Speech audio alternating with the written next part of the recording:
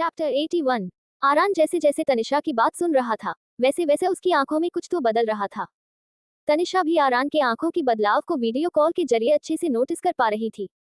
आरान की आंखों में इस तरह का बदलता भाव को देखकर मन ही मन तनिषा बहुत खुश हो गई।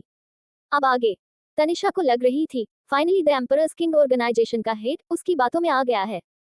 इसलिए वो अपनी बात जारी रखती हुई बोली, इसके अलावा मेरे पास आपके लिए कुछ बहुत ही खास एंटीडोट है जो आपकी सबसे बड़ी परेशानी आपकी एंटी वुमन डिसऑर्डर को पूरी तरह ठीक कर सकता है। जिसके बाद अगर आपके दुश्मनों को आपकी बीमारी के बारे में पता भी चल गया तो वो भी आपकी बीमारी को इस्तेमाल करके आपके लिए कोई परेशानी खड़ी नहीं कर सकते। लेकिन उस मेडिसिन को पाने के लिए आपको मुझे अपने आप को पूरी तरह सौंपना पड़ेगा। आपको उस चाहत को छोड़कर मुझे अपनाना होगा, वो भी हमेशा हमेशा के लिए। उसकी बात सुनकर हेड के रूप में आरान बोला, अच्छा और ऐसा क्या है तुम्हारे पास जो मैं अपनी होने वाली पत्नी को छोड़कर तुम्हें अपने आप को सौंप दूं? आरान की बात सुनकर तनिषा शैतानियत से मुस्कुराती हुई बोली, है जैसा कि मैंने आपको पहले ही बताया मेरे पास एक ऐसी चीज है जो आपके एंटी वुमन डिसऑर्डर बीमारी को जड़ से मिटा सकता है। लेकिन इससे पहले कि मैं आपको वो एंटीडोट दूं, आपको खुद को मुझे सौंपने के साथ साथ पूरे कपूर फैमिली को जान से मारना होगा। तनिषा को पता ही नहीं चली कि कब वो आरान के चाम में खोकर खुद अपनी असली मकसद आरान के सामने उजागर कर दी। आरान ने कुछ सोचा और बोला, तुम्हें मेरे बीमारी के बारे में कैसे पता है? तनिषा बोली, मुझे क्या पता है, कैसे पता है, कितना पता है उस बारे में सोचने से अच्छा है आप वो करे जो मैंने आपको करने को बोला है। नहीं तो अगर आपने ऐसा नहीं किया तो मैं खुद ही कर दूंगी, क्योंकि मुझे कपूर फैमिली के हेड से अपनी क्वीन ऑफ पेन के लिए कुछ चाहिए। और कपूर फैमिली का हेड पीयूष कपूर वो चीज मुझे देने के लिए किसी भी कीमत पर तैयार ही नहीं हो रहा है। इसलिए इसका खामियाजा तो उसके परिवार को भुगतना पड़ेगा। तनिषा की बात सुनकर आरान बोला, लेकिन तुमको नहीं लगता कि तुम मेरे दुश्मन के साथ मिलकर मुझे द एम्परर्स किंग ऑर्गेनाइजेशन के हेड को ऑफेंड करने की हिम्मत करके तुम्हारी जिंदगी की सबसे बड़ी गलती कर रही हो? ये सुनकर तनिषा हंसती हुई बोली, सच में हेड आपकी जीनियस माइंड का कोई जवाब नहीं। उफ, आपके इसी अदा ने ही तो मुझे आपकी दीवानी बना दी है। आपको पाने के बाद अगर आप मुझे मार भी डालो तो मुझे कोई गम नहीं, पर मुझे आपको किसी भी कीमत पर अपना बनाना है। आप ये भी तो सोचिए ना हेड, आपको खुद को मुझे सौंपने के बदले कितना कुछ मिल रहा है। पहला तो आपके लाइलाज बीमारी को जड़ से मिटाने की दवा और उसके साथ में मैं आपको आपके सबसे बड़े दुश्मन क्वीन ऑफ पेन की भी कुछ ऐसे राजों से रूबरू कराने को भी तैयार हूँ जो आगे चलकर आपके बहुत काम आ सकता है। साथ ही मैं आपको उनकी असली पहचान के बारे में भी बता सकती हूँ जिसे आज तक कोई जान नहीं पाया। तनिषा कुछ पल रुकी और अपनी उंगलियों को अपनी मोबाइल स्क्रीन पर ऐसे फिराने लगी जैसे वो इस वक्त सच में द एम्परर्स किंग ऑर्गेनाइजेशन के हेड के चेहरे को उसके फेस मास्क के ऊपर से ही छू रही हो। उसके बाद वो अपनी क्लीवेज को शो ऑफ करती हुई बोली, इससे ज्यादा आपको बोनस के रूप में मैं भी तो मिल रही हूँ। ये बोलते हुए तनिषा आरान के हॉट मस्कुलर बॉडी को अपनी लिस्टी आंखों से घूरे जा रही थी। तनिषा की सारी बातों को सुनकर आरान बोला, ठीक है तुम जैसा चाहती हो वैसा ही होगा, लेकिन मुझे किसी भी कीमत पर वो एंटीडोट चाहिए, समझी तुम? इतना बोलकर आरान ने अपने द एम्परर्स किंग ऑर्गेनाइजेशन के बाउंसर्स को उस होटल को डिस्ट्रॉय करने का कमांड दे दिया। आरान को कमांड देते हुए सुनकर तनिषा को ऐसा महसूस हो रहा था जैसे वो 7वीं आसमान में पहुंच गई हो। वो खुश होकर आरान से अपनी सेडक्टिव वॉइस में बोली, उफ baby, I really can't wait to touch you. Just come to me. I am waiting for you eagerly in room number 1111 of the mountain hotel. When you come to me, I will give you your antidote with my own hands. After all, only after that we will be able to get physical. Come soon, baby. I am feeling really excited just for thinking about your fingers sliding on every part of my body. उफ baby, मैं सच में तुम्हें छूने के लिए इंतजार नहीं कर पा रही हूँ। आप बस मेरे पास आ जाए। मैं द माउंटेन होटल के रूम नंबर 1111 में आपका बेसब्री से इंतजार कर रही हूँ। जब आप मेरे पास आ जाओगे तब मैं खुद अपने हाथों से आपको वो एंटीडोट दूंगी। आखिरकार उसके बाद ही तो हम दोनों फिजिकल हो पाएंगे ना। जल्दी आओ बेबी। मैं ये सोचकर बहुत एक्साइटेड महसूस कर रही हूँ कि आपकी उंगलियां मेरी शरीर की हर एक हिस्से को किस तरह से छू रही है। कोष्टक। इससे पहले कि आरान तनिषा को उसकी बात का रिप्लाई दे पाता, तनिषा की दूसरी फोन रिंग होने लगी। जैसे ही तनिषा ने कॉल पिक करके अनजाने में स्पीकर ऑन कर दी, दूसरी तरफ से आवाज आई, हेड के कमांड के मुताबिक कपूर फैमिली हेड आरान के साथ जिस होटल में रुकी थी उस होटल को पूरी तरह ब्लास्ट कर दिया गया है। एंड शो उस होटल में मौजूद एक भी इंसान जिंदा नहीं होगा। ये सुनते ही चाहत अचानक से उठ गई और आरान से दूरी बनाकर बैठ गई। चाहत को अचानक जागते हुए देखकर आरान मन ही मन बोला, oh shit, no no no. रॉबिट को अभी जागना नहीं चाहिए था। लेकिन जब उसे याद आया कि उसने चाहत की कान में साउंड प्रूफ ईयरबड्स डाले थे तो वो शांत होने लगा। लेकिन तभी उसका नजर चाहत की आंसू भरी आंखों पर पड़ा। ये देखकर आरान ने अपने आंखें बंद कर लिए और मन ही मन चाहत से बोलने लगा, आई एम सॉरी रॉबिट। पर मुझे ये सब दिखावा तुम्हारे दादू के वजह से करना पड़ रहा है। प्लीज मुझ पर ट्रस्ट करो रैबिट, तुम्हारी अलावा मुझे कोई छूना तो दूर, मेरे आसपास के 10 कदम के नजदीक भी नहीं आ सकती। अभी के लिए मैं तुम्हें कुछ नहीं समझा सकता। I am so sorry rabbit, मैं ना चाहकर भी तुम्हें दुख पहुंचा रहा हूँ, लेकिन हमारे प्लान के हिसाब से ये बस हमारे प्लान का एक हिस्सा है। प्लीज प्लीज प्लीज मुझे गलत मत समझो ना। चाहत की आंखों में आंसू देखकर आरान मन ही मन चाहत को खुद से दूर जाते हुए सोचकर डर रहा था, लेकिन वो चाहकर भी चाहत से इस वक्त कुछ भी क्लियर नहीं कर सकता था। उधर तनिषा ने भी चाहत को वीडियो कॉल के जरिए देख लिया। उसे देखकर वो जलन से भर गई और चाहत को टोंट मारती हुई बोली, बदतमीज लड़की, अभी के अभी मेरे बेबी की कार से निकलो। आखिर तेरी औकात ही क्या है? तू तो बस एक ऐसी परिवार की बेटी है जिस परिवार ने कब का अपना रुतबा, अपनी विरासत, अपनी कंपनी, अपनी प्रतिष्ठा को खोकर बर्बाद हो चुका है। ऐसे में तू भला मेरे बेबी को क्या ही दे सकती है? अच्छा हुआ तेरी वो फैमिली मारी गई। मेरे बेबी ने आखिरकार तेरी उस घटिया परिवार को ना चुनकर मेरा साथ ही चुना। यहाँ तक कि अब तक जो तुम्हारा मंगेतर था, अब उसने खुद को मुझे सौंपने के लिए तैयार हो गया है। चल निकल वहां से अभी के अभी, नहीं तो तू बहुत बुरी मौत मरेगी। ये सब सुनकर आरान बहुत मुश्किल से अपने गुस्से को रोक कर रखा था। वही चाहत ये सब सुनकर शॉक्ड हो चुकी थी। इन सब बातों ने उसकी मासूम सी दिल को तोड़कर रख दिया था। एक साथ बहुत कुछ चल रहा था उसकी दिमाग में। चाहत ये सब सुनकर कब कार से निकल गई उसे खुद भी पता नहीं चला। वही आरान चाहत को इस तरह से जाते हुए देखकर एकटक अपनी खाली आंखों से चाहत को देखे जा रहा था। कार की हिडन फीचर की वजह से अब तक कार के बाहरी हिस्से में लगी हुई आग पूरी तरह बुझ चुकी थी। चाहत कार से निकलकर आगे बढ़ ही रही थी कि किसी ने चाहत पर दूर से निशाना लगाते हुए उस पर एक बम से हमला कर दिया। लेकिन चाहत अपनी बेसुधी में चलते चलते कब भागने लगी, वो चाहत भी नहीं जान पाई। जिस वजह से वो इंसान जो चाहत पर निशाना लगाकर बम से हमला कर रहा था, उसका निशाना चूक गया। लेकिन दूर से देखने पर ऐसा लग रहा था जैसे उस बम ब्लास्ट की आग में चाहत पूरी तरह समा गई है। चाहत अपनी बेख्याली में भागी ही जा रही थी कि चाहत की फैमिली बॉडीगार्ड बिपिन आकर चाहत को रोकते हुए बोला, मैम क्या आप ठीक हैं? चाहत बिपिन को देखकर बोली, चलो यहाँ से, मुझे जल्द से जल्द यहाँ से बहुत दूर जाना है। बिपिन बोला, लेकिन मैम, रूप मैडम और रिधिमा मैडम। बिपिन ने इतना ही बोला था कि चाहत बोली, मैं तुम्हारा बाइक लेकर जा रही हूँ, तुम उन दोनों को लेकर मेरे प्राइवेट प्लेन पर पहुंचो। चाहत की बात सुनकर बिपिन ओके मैम बोलकर रूप और रिधिमा की कार की तरफ जाने लगा। चैप्टर 82। चाहत अपनी बेख्याली में भागी ही जा रही थी कि चाहत की फैमिली बॉडीगार्ड बिपिन आकर चाहत को रोकते हुए बोला, मैम क्या आप ठीक हैं? चाहत बिपिन को देखकर बोली, चलो यहाँ से, मुझे जल्द से जल्द यहाँ से बहुत दूर जाना है। बिपिन बोला, लेकिन मैम, रूप मैडम और रिधिमा मैडम। बिपिन ने इतना ही बोला था कि चाहत बोली, मैं तुम्हारा बाइक लेकर जा रही हूँ, तुम उन दोनों को लेकर मेरे प्राइवेट प्लेन पर पहुंचो। चाहत की बात सुनकर बिपिन ओके मैम बोलकर रूप और रिधिमा की कार की तरफ जाने लगा। अब आगे बिपिन सोम के कार के पास पहुंचा तो सारे लोग जैसे तैसे करके कार से बाहर निकल चुके थे। रूप और रिधिमा इस वक्त कार के बाईं तरफ खड़े थे और बाकी सब कार के दाईं ओर की तरफ। सोम, आसू, ऋषि, ओम, शिव और परी जो इस वक्त कार के दाईं ओर खड़े थे, वो सब अपनी हैरानी भरी आंखों से उस तरफ देख रहे थे जहां बम ब्लास्ट हुआ था। सबको यही लग रहा था कि चाहत को उस बम ब्लास्ट की वजह से कुछ हो गया है। इन सब सिचुएशन में किसी को पता ही नहीं चला कि बिपिन कब रूप और रिधिमा के पास पहुंच गया। इससे पहले कि किसी को कुछ पता चलता, बिपिन बिना किसी के नजर में आए रूप और रिधिमा को लेकर चाहत के ऑर्डर के मुताबिक रूप और रिधिमा को चाहत की प्राइवेट प्लेन पर पहुंचा दिया। दूसरी तरफ चाहत को उस ब्लास्ट के आग में समाते हुए देखकर सोम सदमे में उसी और देख रहा था जिस तरफ वो ब्लास्ट हुआ। ब्लास्ट का वो भयानक आग इतना ज्यादा था कि आग के उस पार कोई भी ये नहीं देख पाया कि चाहत वहां से सुरक्षित और स्वस्थ बिपिन की बाइक लेकर निकल चुकी है। उस आग को देखकर सोम को वो पल याद आ गया जब बचपन में उसका किडनैपिंग हुआ था, तो कुछ इसी तरह के ब्लास्ट से चाहत ने उस वक्त सोम को प्रोटेक्ट किया था। लेकिन वो आज अपनी जान, अपनी चाहत को अपनी आंखों के सामने इतनी भयानक आग में समाते हुए देखकर भी कुछ नहीं कर पाया। इस बात का सोम को बहुत बड़ा सदमा लग चुका था। सोम को ऐसा लगा जैसे उसने अपनी जान को पूरी तरह से खो दिया है। ये सोचकर ही सोम के मुंह से एक जोरदार चिक निकल गया, नू, नहीं नहीं, ऐसा नहीं हो सकता, मेरी जान मुझे छोड़कर नहीं जा सकती। धीरे धीरे सोम का पैनिकनेस बढ़ता जा रहा था। उधर तनिषा थी कि आरान को अपनी बातों में फंसाकर कार से निकलने ही नहीं दे रही थी। आरान को अभी भी यही लग रहा था कि उसकी खरगोश जरूर गुस्सा होकर सोम के पास ही जाएगी और वो बहुत जल्द अपनी खरगोश को मना लेगा। लेकिन आरान को इस बात का जरा सा भी अंदाजा नहीं था कि उसकी खरगोश अब तक उससे दूर जाने के लिए अपना कदम आगे बढ़ा चुकी है। इधर सोम की ऐसी हालत देखकर ऋषि, ओम, शिव, आसू और परी बहुत परेशान हो गए। चाहत के साथ साथ इस वक्त उन सबको सोम के लिए डर लगने लगा। इस चक्कर में किसी का ध्यान रूप रिधिमा की एब्सेंस पर बिल्कुल नहीं गया। ऋषि, ओम, शिव, आसू, परी सब भागकर सोम के पास आए। शिव सोम से बोला, hey hey relax relax, take a deep breath, nothing happened.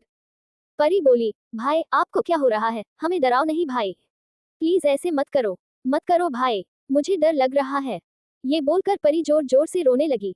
परी को इस तरह से रोते हुए देखकर आंसू, ऋषि, ओम, शिव सबकी आंखों में पानी आ गए। सब एक एक करके सोम को उसके पैनिक स्टेज से निकालने की बहुत कोशिश कर रहे थे, पर सोम को इस वक्त किसी की बात सुनाई ही नहीं दे रहा था। सोम की नजरों के सामने अभी भी चाहत को उस बम ब्लास्ट की आग में समाने का सीन बार बार चल रहा था। देखते ही देखते सोम को पैनिक होने की वजह से खून की उल्टी होने लगी। ये नजारा देखकर ऋषि, ओम, आंसू, शिव बहुत ज्यादा डर गए। अपने भाई की ऐसी हालत देखकर परी की मुंह से जोर से चीख निकल गई।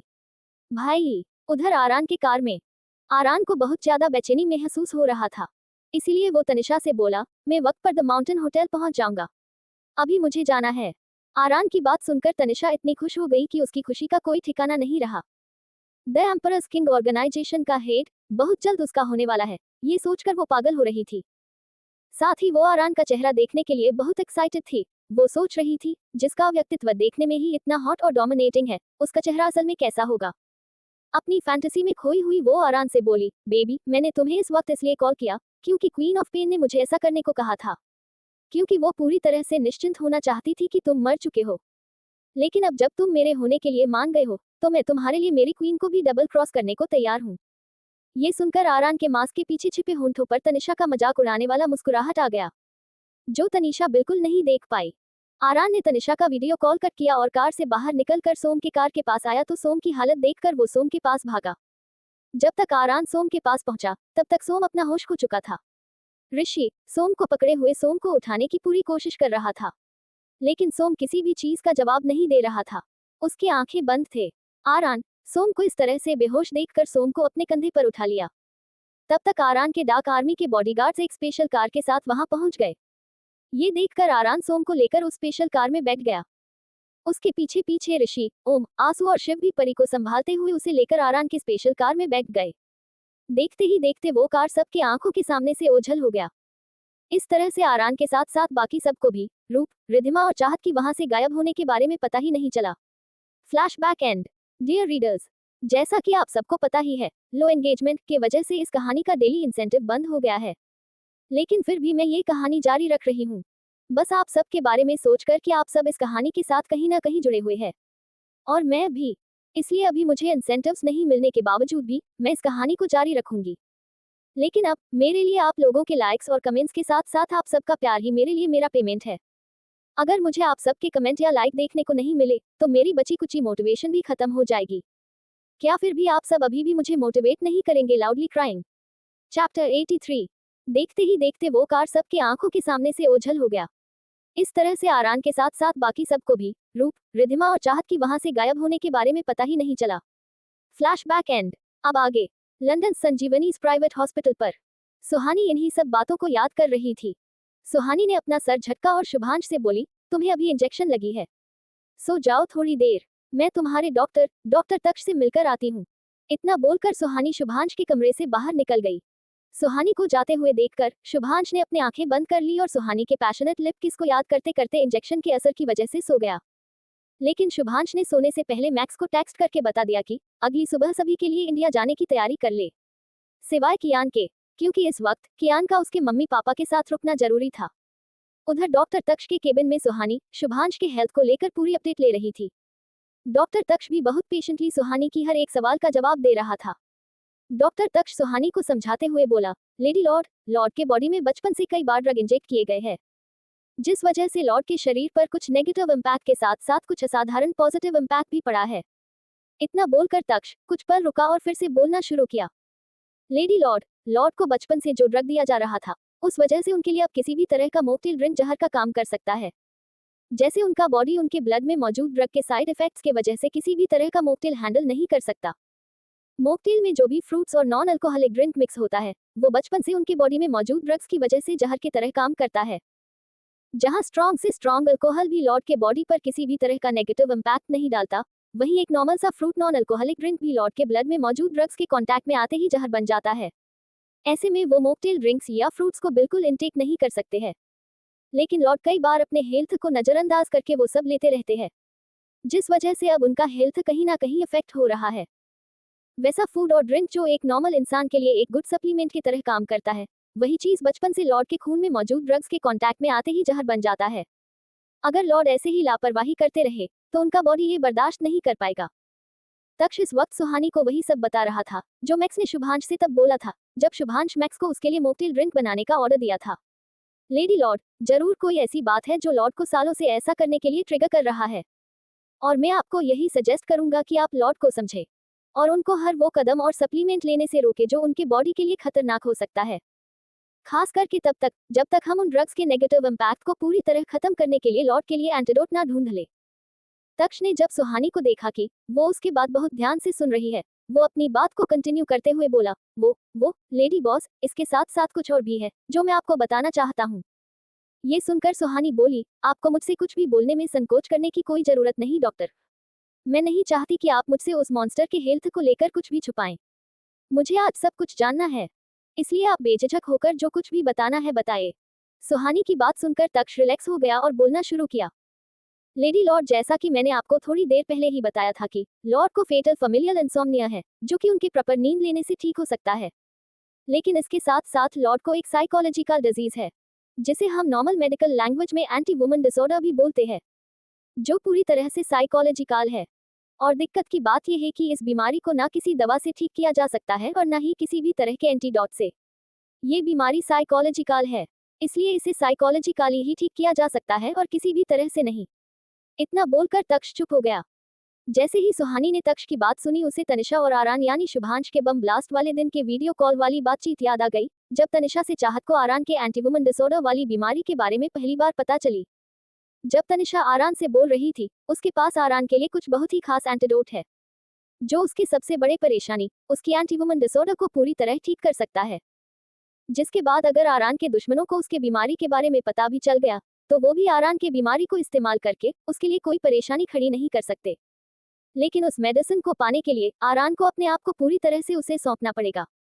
आरान को उसे छोड़कर तनिषा को अपनाना होगा, वो भी हमेशा हमेशा के लिए, क्योंकि तनिषा के पास एक ऐसी चीज थी जो आरान के एंटीवुमन डिसऑर्डर बीमारी को जड़ से मिटा सकती थी।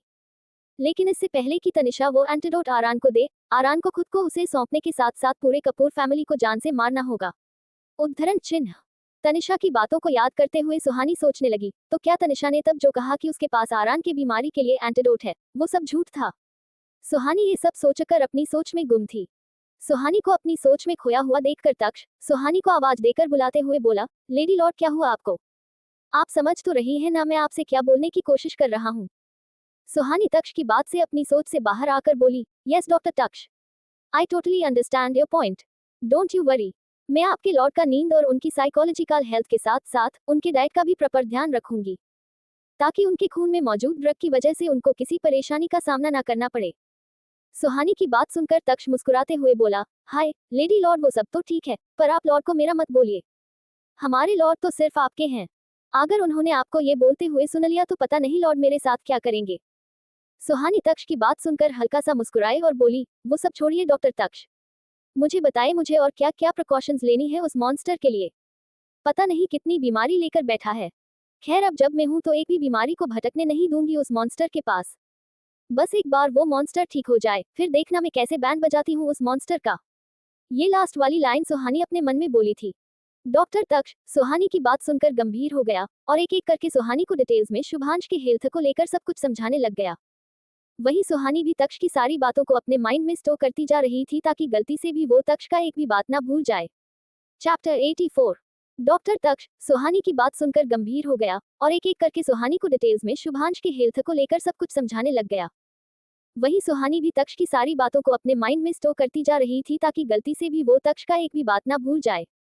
अब आगे, जब डॉक्टर तक्ष ने सुहानी से शुभांश के हेल्थ रिलेटेड सावधानियों के बारे में सब कुछ बताना खत्म किया, तब सुहानी तक्ष से बोली, ठीक है डॉक्टर, आप चिंता मत करिए, अब से उस मॉन्स्टर की सारी जिम्मेदारी मेरी। मैं भी देखती हूँ वो अपने हेल्थ को लेकर अब से वो किस तरह से लापरवाही करता है। सुहानी की बात सुनकर तक्ष मुस्कुरा दिया।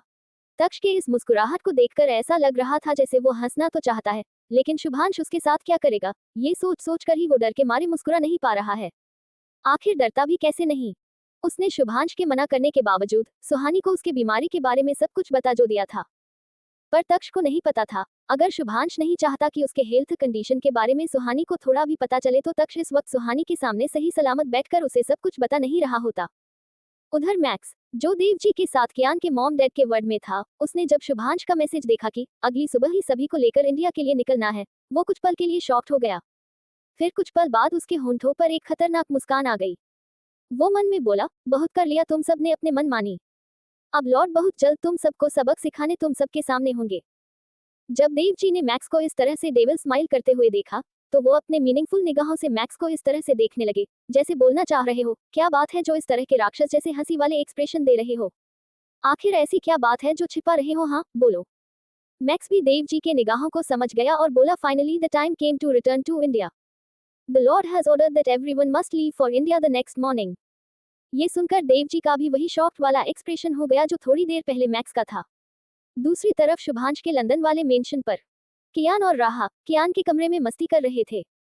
इस वक्त करीब रात के 10 बज रहे थे। अभी भी राहा कियान से बात करने को तैयार नहीं थी और कियान राहा को उससे बात करने के लिए मना रहा था। जब बहुत ज्यादा कोशिश करने के बाद भी राहा कियान से बात करने के लिए नहीं मानी, तो कियान का चेहरा धीरे धीरे सीरियस हो गया। वो बहुत सीरियस होकर राहा से बोला, what happened little angel smile with a hello. क्यों इस तरह से नजरअंदाज कर रही हो अपने पॉप्सी को? मैं सच में जानना चाहता हूँ लिटिल एंजल, बताओ मुझे क्या हुआ है आपको? कियान को सीरियस होते हुए देखकर राहा भी सीरियस हो गई। राहा जो इस वक्त बेड पर लेटी हुई थी वो उठकर बैठ गई और सीरियस होकर बोली, मैं आपसे इसलिए बात नहीं कर रही क्योंकि आपने मेरी रिद्धि को हर्ट किया है और उनकी बेइज्जती भी की। राहा की बात सुनकर कियान के आंखें छोटे हो गए। कियान राहा से बोला, क्या बात हुई है, सच सच बताओ, किस बारे में बात कर रही हो आप? कियान की बात सुनकर राहा कियान को सब कुछ बताने लगी कि जब कियान केविन से रिधिमा के बारे में बात कर रहा था कि रिधिमा उसकी पत्नी नहीं बन सकती क्योंकि रिधिमा उसकी पत्नी बनने की लायक नहीं थी, तब रिधिमा ने वो सब कुछ सुन ली थी। राहा कियान से बोली, आपने ऐसा क्यों किया? आपको रिधि दी के बारे में इस तरह की बात नहीं करनी चाहिए थी। आपने उनकी बेइज्जती की है, इसलिए मैं आपको कभी माफ नहीं करूंगी। राहा धीरे धीरे एक एक करके कियान को सब कुछ बताती चली गई कि कियान के बातों का रिधिमा पर क्या असर पड़ा है और कितना बुरा फील कर रही है वो कियान के वजह से। इसी दौरान कियान को राहा के जरिए रिधिमा के एक्स बॉयफ्रेंड रोहन शर्मा के बारे में भी पता चलता है कि रोहन ने अतीत में रिधिमा के साथ क्या कुछ नहीं किया था। जैसे जैसे राहा रोहन के बारे में सब कुछ बताती जा रही थी, वैसे वैसे कियान को रोहन पर बहुत गुस्सा आता जा रहा था। जब राहा ने रिधिमा के पास्ट के बारे में सब कुछ बताना खत्म किया, तब कियान को अपनी बोली हुई बातों को याद करके खुद पर ही गुस्सा आने लगा। वो राहा से बोला, सॉरी लिटिल एंजल, पॉप्सी से इस बार सच में बहुत बड़ी गलती हो गई, पर आप फिक्र मत करो, अगर पॉप्सी ने गलती किया है तो पॉप्सी ही अपने गलतियों को सुधारेंगे। आप बिल्कुल फिक्र मत करो, अगर मैंने आपकी रिधि दी की दिल को दुख पहुंचाया है तो मैं ही आपकी रिधि दी के हार्ट को हील करूंगा। आप इसके लिए अपने पॉप्सी पर भरोसा कर सकती हो। कियान की बात सुनकर राहा कियान से सैड होती हुई बोली, अब कोई फायदा नहीं पॉप्सी, आपको नहीं पता रिधि दी कितनी जिद्दी स्वभाव की है। अब आप चाहे जितना भी कोशिश कर लो, रिधि दी नहीं मानने वाली, क्योंकि दी ने अब आपसे दूरियां बनाने का मन बना लिया है। राहा की बात सुनकर कियान बोला, little angel smile with a hello, क्या आप अपनी पॉप्सी को नहीं जानती कि वो अपनी बातों से किसी भी लड़की को खुद के चाम में गिराने की हुनर रखते हैं? आप फिक्र मत करो लिटिल एंजल, आपकी रिधि दी चाहे कितना भी नाराज क्यों न हो, मैं उन्हें मना लूंगा। आखिर है तो वो एक लड़की ही। जब एक हैंडसम लड़का एक खूबसूरत लड़की को मनाएगा, तो एक लड़की भला कब तक अपनी नाराजगी दिखा पाएगी? तो फिकर नॉट लिटिल एंजल, आपका ये पॉप्सी सब कुछ संभाल लेगा। कियान की बात सुनकर राहा बोली, आए बड़े अपने चाम से लड़कियों को गिराने वाले। मेरी रिधि दी उन सब लड़कियों की तरह बिल्कुल नहीं है जो किसी के भी चाम में आसानी से फिसल जाए। आप बिल्कुल नहीं जानते मेरी रिधि दी को, पहले उन्हें मनाकर तो दिखाओ, फिर आकर मुझसे बात करना। इतना बोलकर राहा बेड से उतरी और कियान के बेडरूम से बाहर भाग गई। राहा की बात सुनकर और उसे इस तरह से भागते हुए देखकर कियान राहा को देखता ही रह गया। चैप्टर 85। इतना बोलकर राहा बेड से उतरी और कियान के बेडरूम से बाहर भाग गई। राहा की बात सुनकर और उसे इस तरह से भागते हुए देखकर कियान राहा को देखता ही रह गया। अब आगे राहा वहां से ऐसे भागी कि कियान राहा को रोक तक नहीं पाया। इससे पहले कि कियान अपनी लिटिल एंजल को मनाने के लिए उसके पीछे जाता, कियान का फोन रिंग होने लगा। जब कियान ने अपना मोबाइल स्क्रीन की तरफ देखा, उसने देखा उसको मैक्स का कॉल आ रहा है। जैसे ही मैक्स को यह एहसास हुआ कि कियान ने उसका फोन रिसीव कर लिया है, वह कियान से बोला, ऑफिसर कियान, लॉर्ड का ऑर्डर है, सबको कल सुबह ही इंडिया के लिए वापस लौटना होगा। आपकी मम्मी पापा की तबीयत अभी भी ठीक नहीं है, अभी उनको आपकी जरूरत है, इसलिए आपको उनकी देखभाल करने यही रुकना पड़ेगा। कियान, जिसने अभी सोचना शुरू ही किया था कि वह ऋद्विका को कैसे मनाए, कैसे उसकी नाराजगी दूर करे, वह मैक्स की बात सुनकर वहीं जम गया। उसको ऐसा महसूस होने लगा जैसे उसका धड़कन ही रुक गया है। कियान का दिमाग कुछ पल के लिए काम करना बंद कर दिया। 3 साल, पिछले 3 सालों से राहा उसकी जान बन गई थी। वह बिल्कुल ये नहीं सोचना चाहता था, अब वक्त आ गया था कि राहा उसे छोड़कर वापस चली जाएगी। जहां फोन के इस तरफ कियान कुछ बोल नहीं रहा था, वही फोन की दूसरी तरफ मैक्स ने जब देखा कियान कुछ बोल नहीं रहा है, वह समझ गया कि कियान क्यों चुप है। वैसे भी मैक्स को जो बताना था वह बता चुका था, इसलिए उसने अब बिना कुछ बोले फोन डिस्कनेक्ट कर दिया। कियान को पहले ही अंदाजा था कि उनके प्लान के मुताबिक एक दिन ऐसा आएगा कि उसे राहा से कुछ दिन के लिए दूर होना पड़ेगा। लेकिन ये दिन इतनी जल्दी आएगा, इस बात का अंदाजा उसे दूर दूर तक बिल्कुल नहीं था। कियान का ये सोच सोचकर दिल बैठा जा रहा था कि वह राहा के बिना कैसे जिएगा, जिसके बिना उसका सुबह नहीं होती थी, जिसको देखे बिना उसे चैन नहीं मिलता था। पिछले 3 साल से राहा, जो हर पल हर एक लम्हा उसके जिंदगी को खुशियों से भर देती थी, आखिर ऐसे में कैसे रहेगा वह राहा के बिना। ना चाहते हुए भी इस बारे में सोचते हुए कियान के आंखों में आंसू आ गए।